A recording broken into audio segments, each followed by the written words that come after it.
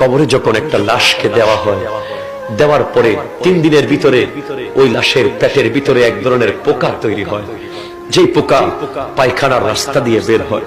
বের হওয়ার পরে কবরে এমন দুর্গন্ধ ছড়ায়, অন্য সব পোকাগুলোকে ডেকে নিয়ে আসে। সমস্ত পোকামাকড় কবরে আসে, এসে খুবলিয়ে খুবলিয়ে ওই লাশটাকে খেতে থাকে।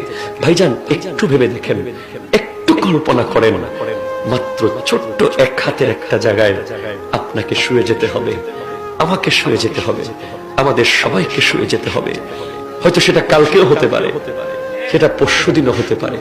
আমরা কেউ জানি না কিসের অহংকার আমরা করছি, কিসের দুনিয়াদারি, কিসের বাড়ি গাড়ি, কিসের টাকা পয়সা আর জমিদারি, কিসের এই ব্র্যান্ড, কিসের দামি দামি বাইক, কিসের আইফোন, কিসের ব্র্যান্ডের কাপড় চোপড়, সব রেখে 3খানা কাপড় নিয়ে